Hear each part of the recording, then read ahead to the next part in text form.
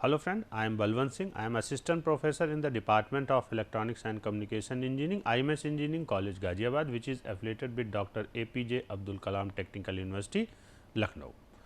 And today we will discuss about basic concept of the sampling. Sampling की ज़रूरत कब पड़ती है? जब हम कॉन्टीन्यूअस टाइम सिग्नल से डिस्क्रीट टाइम सिग्नल की तरफ हम कन्वर्ट करते हैं. So we require the sampling.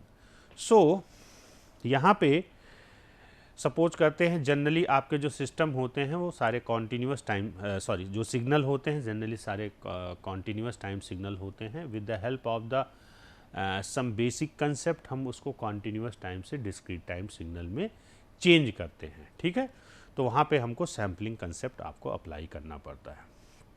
So to better understand let's start the representation of continuous time signal by its samples. And इसको समझने के लिए हमको इससे ही हमको पता चल जाएगा कि what is the sampling theorem. So यहाँ पे हमको तीन सिग्नल दिख रहे हैं. That is x1n, this one is x1n, this is dotted signal is x2t and third one is x3t. और ये सारे क्या हैं? टाइम डोमेन रिप्रेजेंटेशन है. टाइम डोमेन रिप्रेजेंटेशन में दिया हुआ है ये सिग्नल, यानी कॉन्टीन्यूअस टाइम सिग्नल ये दिए हुए हैं. सो all three different continuous time signals, all of which have identical values at the integer of capital T.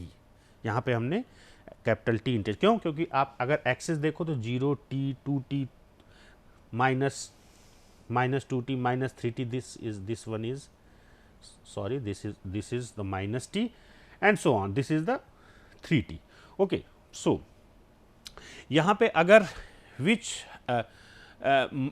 is identical values at the integer multiple of capital T. So, we can write x1 kt is equals to x2 kt and is equals to x3 kt, means हम इनको इस तरह से represent कर सकते हैं. So an infinite number of signal can generate a given set of symbols. Infinite number means अगर आपका कोई कॉन्टीन्यूअस टाइम सिग्नल है, this is your continuous time signal. यहाँ से आप देखें, अगर मैं आपसे पूछूं कितने इंस्टेंट ऑफ मैग्नीट्यूड है, देखिए हर इंस्टेंट ऑफ टाइम पे कुछ ना कुछ मैग्नीट्यूड है. तो अगर मैं पूछूं तो आप क्या कहोगे? इनफाइनाइट नंबर ऑफ मैग्नीट्यूड है. वही इसीलिए कहा जाता है कॉन्टीन्यूअस टाइम, कहा जा रहा है कि इन इनफाइनाइट नंबर ऑफ सैंपल्स, अगर हम कॉन्टीन्यूअस टाइम सिग्नल कोई दिया हुआ है, अगर उसके इनफाइनाइट नंबर ऑफ सैंपल्स लें, सो उसको हम उस सैंपल से हम कॉन्टीन्यूअस टाइम सिग्नल बना सकते हैं. सो अब इसको समझना है हमको कि if A signal is band limited, what is band limited signal? Band limited signal if it's Fourier transform is zero outside the finite band of frequency and if the sample is taken sufficiently close together in a relation to the highest frequency present in the signal, then samples uniquely specify the signal and we can reconstruct it perfectly. Means अगर हमने किसी continuous time signal को discrete time signal बनाया, उसके बाद digital signal बनाते हैं, तो अगर हमने सफिशियंटली, अगर मान लो सपोज करो, टू बेटर अंडरस्टैंड, ये आपका एक कॉन्टीन्यूअस टाइम सिग्नल है, यहाँ पे आपने इसके सैंपल ले लिए. ठीक है, सैंपल ले लिए. अब इसी सिग्नल से, मतलब अगर हमने इसको सैंपल लिए हैं तो आप समझिए कि आपको अब इस समय ये सिग्नल मिला है.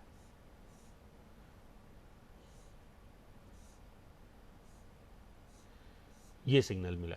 अब इस सिग्नल से फिर अगर आपको कॉन्टीन्यूअस टाइम सिग्नल बनाना है तो इसके बीच का डिस्टेंस बहुत मैटर करता है. अगर हमने इसको एक नियम के तहत लिया है तो आप सिग्नल रिकंस्ट्रक्ट कर सकते हैं वही सिग्नल कॉन्टीन्यूअस, यानी डिस्क्रीट टाइम सिग्नल कॉन्टीन्यूअस से हमने डिस्क्रीट बनाया और फिर डिस्क्रीट से कॉन्टीन्यूअस बना सकते हैं जब एक सैंपल से दूसरे सैंपल के बीच का जो डिस्टेंस है वो सफिशियंटली क्लोज हो.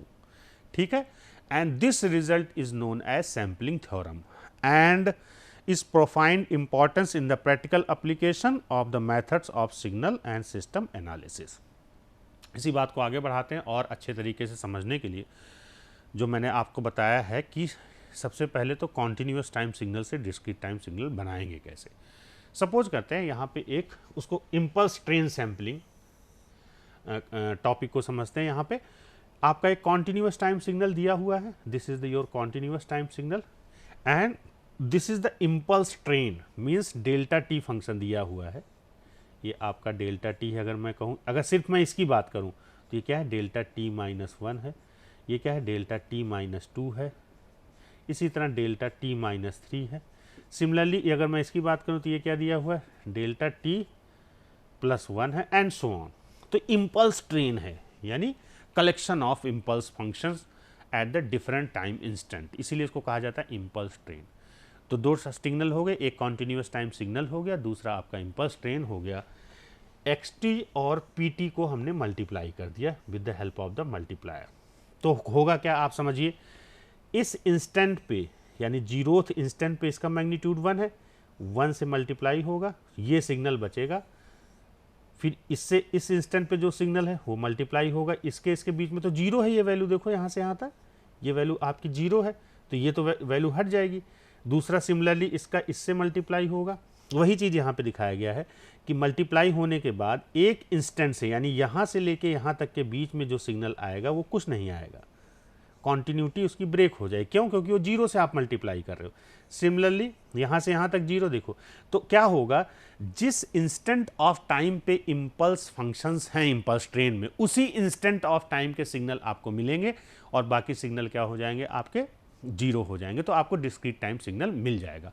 सो यही चीज़ यहाँ पे बताया गया, the periodic impulse train PT is referred to as a sampling function.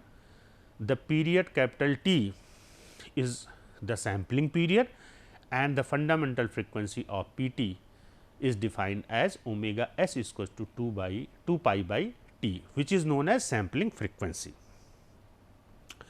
जो हमने बात करा था, xp is the multiplication of xt and pt and pt, ये देखिए आपका जो impulse train है is the collection of the impulse function। अगर हम इसको एक्सप्लेन करें तो देखो, ये अगर n की वैल्यू 0 होगी तो ये हो जाएगा आपका डेल्टा टी प्लस n की वैल्यू 1 रखा, it become t minus T plus ये हो जाएगा आपका t माइनस 2t प्लस यहाँ पे हमने t plus t and so on. यही चीज़ लास्ट में हमने बताया था, बस मैंने 1 2 3 कर दिया था। t की वैल्यू जितना आप यूनिट शिफ्ट करना चाहो उतना कैपिटल T की वैल्यू रख सकते हो।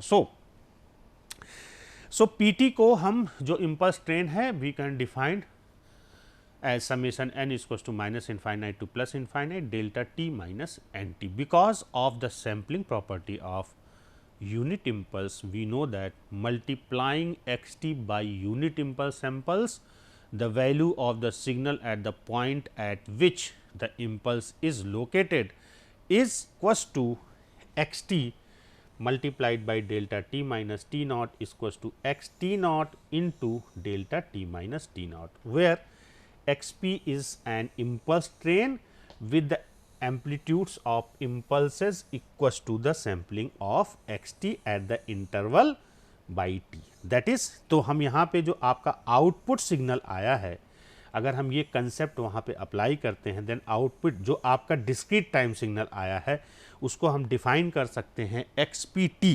What is xpt? This is the your xpt after the multiplication of this signal and this signal, impulse train signal and continuous signal।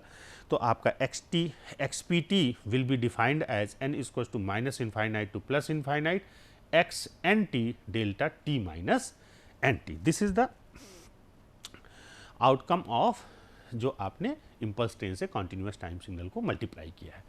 अब यहाँ पे थोड़ा सा हम मल्टीप्लिकेशन प्रॉपर्टी यूज़ करते हैं। Multiplication property is defined as x p J omega equals to 1/2 pi. जैसे हमने पहले मल्टीप्लिकेशन प्रॉपर्टी देखी थी, सेम उसी तरह से 1/2 pi integration minus infinite to plus infinite X J theta P J omega minus theta D theta. So every Fourier coefficient of periodic impulse train has same value, that is 1/t, and so if we apply this concept on जो आपका signal है, यानी उसका हम Fourier transform ले लें applying the multiplication property, तो जो आपका इम्पल्स ट्रेन है वो P J omega is become twice pi by T summation K equals to minus infinite to plus infinite delta omega minus K omega S. So according to the convolution property with impulse, simply shift the signals, that is x j omega convolution with delta omega minus omega. So, we are able to get x p j omega equals to 1 upon t summation k equals to minus infinite to plus infinite x omega minus k omega s.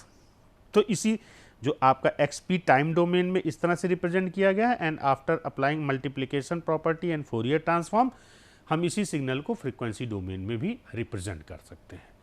Suppose करते हैं कोई जो आपने signal लिया था we are talk, ये आपका signal, इसका हम सपोज करते हैं जो स्पेक्ट्रम है, यानी फोरियर ट्रांसफॉर्म लेने के बाद जो स्पेक्ट्रम आया है वो ये है. ये जरूरी नहीं कि यही हो, हमने ऐसा मान लिया है. लेट जो एक्स टी का फोरियर ट्रांसफॉर्म जो आया है वो एक्स जे ओमेगा है, ये स्पेक्ट्रम है. इसी एक्स जे ओमेगा को, क्योंकि बैंड लिमिटेड सिग्नल है, देखो माइनस ओमेगा से लेके प्लस ओमेगा एम तक है ये वैल्यू, इसी एक्स जे ओमेगा जो आपका इम्पल्स ट्रेन है. अब इम्पल्स ट्रेन का फोरियर ट्रांसफॉर्म निकाला तो हमारा क्या हो गया, ट्वाइस पाई बाई टी हो गया. ठीक है, इस इम्पल्स ट्रेन से अगर हम मल्टीप्लाई करें तो हमको समझ में आता है कि we will get this one. अब हमको ध्यान क्या रखना है, यहां पे हमको omega m is less than omega S minus omega m, या इसको हम कह सकते हैं omega S is greater than twice omega n. तो यहां पे हमको ध्यान रखना है कि जो एक क्योंकि आप देखिए डिस्क्रीट टाइम सिग्नल का जो स्पेक्ट्रम हम निकालते हैं, स्पेक्ट्रम होता है वो क्या होता है, पीरियोडिक होता है, बार बार रिपीट होता है एक पीरियड के बाद. तो वो कंसेप्ट के हिसाब से भी अगर हम समझें तो ये स्पेक्ट्रम आपका दिया हुआ है और ओवरऑल स्पेक्ट्रम देखेंगे तो यहाँ पे हमको ध्यान क्या रखना है, ये सिग्नल देखो, यानी ये जो आपका एक स्पेक्ट्रम है और जो दूसरा स्पेक्ट्रम है उसके बीच में अंतर है यहाँ पे. क्योंकि आपने omega S is greater than twice omega M लिया है. So X J omega is faithfully reproduce at the integer multiple of sampling frequency. If omega s is greater than twice omega m, xt can be recovered exactly from xpt by means of low pass filter with gain capital T and cutoff frequency greater than omega m and less than omega s minus omega m. Simple सी बात है कि जब आप ये concept follow करेंगे आपका spectrum इस तरह से मिलेगा and you are able to reconstruct the signal. Next, अगर आप ये कंसेप्ट नहीं फॉलो करते हैं तो जो आपका स्पेक्ट्रम आएगा उसमें ओवरलैपिंग होगी. आप देखो, means if omega S is less than twice omega m, overlapping है, ये इस पार्ट को हमको समझना पड़ेगा. तो अगर ओवरलैपिंग है तो हमको रिकंस्ट्रक्ट करने में दिक्कत होगी. ठीक है, हमारा सिग्नल रिकंस्ट्रक्ट नहीं हो पाएगा. इसको समझते हैं कैसे करेंगे. ये देखिए, आप एक आपका कॉन्टिन्यूस टाइम सिग्नल xt है, इम्पल्स ट्रेन जो मैथमेटिकली हमने डिफाइन किया था, summation n equals to minus infinite से plus infinite delta t minus S T. यहाँ पे हमको क्या मिल गया, ये आपका डिस्क्रीट टाइम सिग्नल मिल गया. फिर यहाँ पे हमने क्या रखा है, एक लो पास फिल्टर लगाया है जिसका कि ट्रांसफर फंक्शन एक्स जे ओमेगा है. तो system for sampling and reconstruction. दूसरा ये वाला जो सिग्नल है इसका स्पेक्ट्रम ये है, representative spectrum of x T. उसके बाद इम्पल्स ट्रेन वाले कंसेप्ट जो हमने करा है, आपका ये स्पेक्ट्रम मिल जाएगा which is corresponding spectrum of x P T. यानी ये स्पेक्ट्रम किसका है, एक्स टी का है, ये स्पेक्ट्रम किसका है, XPT का है. नेक्स्ट आपका ये लो पास फिल्टर है जो डिफाइन कट ऑफ फ्रीक्वेंसी जिसकी क्या है, ओमेगा सी है, मॉड ओमेगा सी है, यानी माइनस ओमेगा सी से plus omega c. So ideal low pass filter to recover x J omega from XP j omega. Again if you apply this filter you will get this spectrum, और इसी का फिर हम inverse Fourier transform ले लेंगे तो आपका क्या निकल के आ जाएगा, एक्स टी निकल के आ जाएगा। So this is the block diagram representation जिससे हमको समझना है कि सिग्नल को सैम्पलिंग करो। सो यही कंसेप्ट जो मैंने आपको बताई थी is known as sampling theorem. यहाँ पे देखिए सैम्पलिंग थ्योरम, सपोज करते हैं x t is a band limited signal with x J omega equals to 0, जो फोरियर ट्रांसफॉर्म को जो मैंने कंसेप्ट आपको बताया था, for mod omega is greater than omega, and if x t is uniquely determined by sample x n T, n की value क्या है 0 plus minus 1 plus minus 2 plus minus 3, and omega S is greater than twice omega m. अगर ये concept है तब तो आपका signal reconstruct होगा, जहाँ पे हमको समझना क्या है, ये sampling frequency is defined as twice pi by T. So given these samples we can reconstruct xt by generating a periodic impulse train in which successive impulse have amplitude that are successive sample values, and the impulse stream is then processed through the ideal low pass filter with gain capital T and cutoff frequency greater than omega m and less than omega s minus omega m. So, the resulting output signal will exactly equals to x t.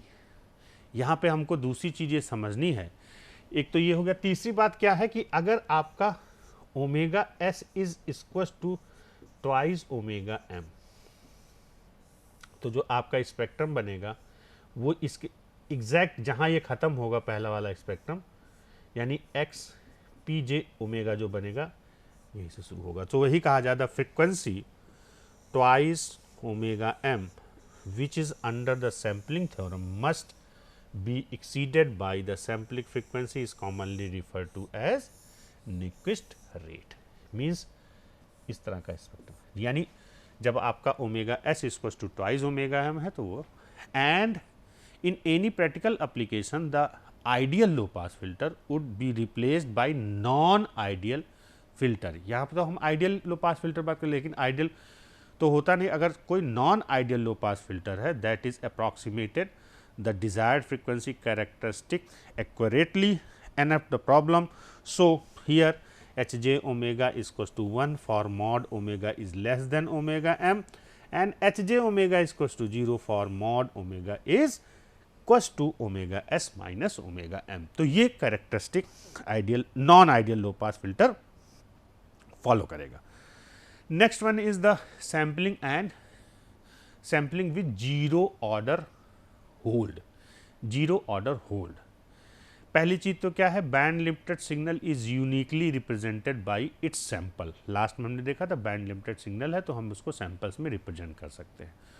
दूसरी बात यह है large amplitude pulses which approximate impulse are also relatively difficult to generate and transmit, and it is often more convenient to generate the sample signal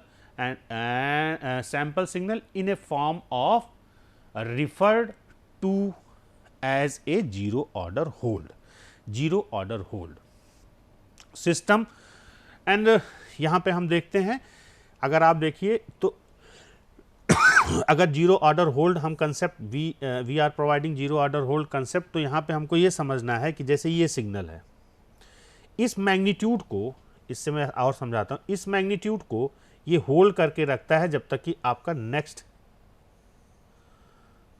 instant नहीं आ जाता। यानी इसी जो आपका सिग्नल है कॉन्टिन्यूअस टाइम सिग्नल, उसके इस मैग्नीट्यूड को इसने होल्ड करके रखा, नेक्स्ट इस ड्यूरेशन तक रखा, फिर नेक्स्ट उसी मैग्नीट्यूड को होल्ड करके रखा, नेक्स्ट आपका जो ड्यूरेशन आ गया फिर उस वैल्यू को होल्ड करके रखा, फिर देखो इस वैल्यू को होल्ड करके रखा।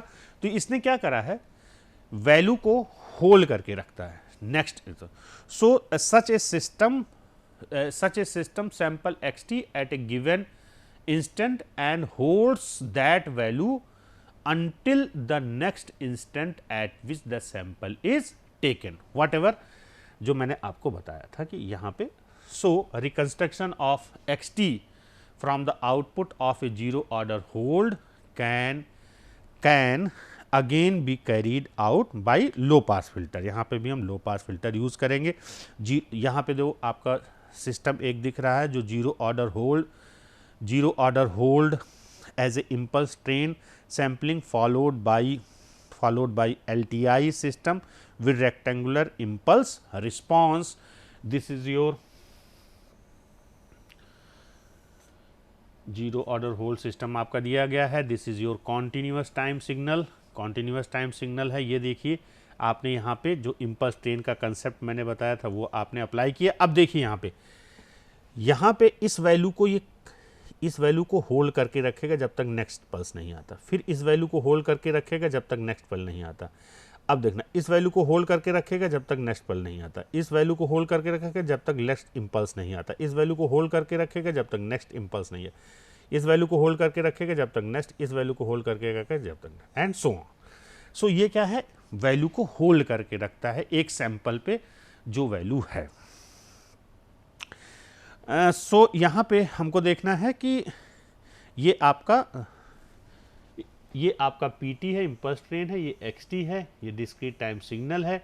यहाँ पे एक सिस्टम आपने लगाया है जिसका इम्पल्स रिस्पॉन्स H0t है। So to reconstruct XT from XPT we consider a processing X0t with LTI and with impulse response HT and frequency response HJ omega. So यहाँ पे XPT के बाद जो आपका H0t आपने एक फ़िल्टर लगा दिया और उसके बाद रिकंस्ट्रक्ट करने के लिए एक आपने सिस्टम लगाया है जिसका कि इम्पल्स रिस्पॉन्स HRT है। दोनों क्या है, कैस्केडेड सिग्नल है। So cascade the representation of zero order hold with the reconstruction filter, the transfer function is defined here which is H0 j omega is equals to e की power minus j omega t 2 sin omega t by 2 divided by omega। And इसी transfer, ये जो आपका transfer function निकल के आया है, अगर हम इसी का मैग्नीट्यूड और फेज प्लॉट ड्रॉ करें तो we will get, this is your magnitude plot which is defined from minus omega s by 2 से लेके plus omega s by 2, and this is your phase plot which is also defined from minus omega s by 2 से plus omega s by 2, and this requires that the reconstruct जो आपने filter लगाया था यानी HRT, इसका जो Fourier transform है will be equals to e की power j omega capital T divided by 2 HJ omega upon 2 sin omega t by 2 divided by 2. And for example, to better understand, for example, with cutoff frequency of HJ omega equals to omega s by 2, the ideal magnitude and phase for the reconstruction filter following a zero order hold which is shown in the figure. So, thank you very much.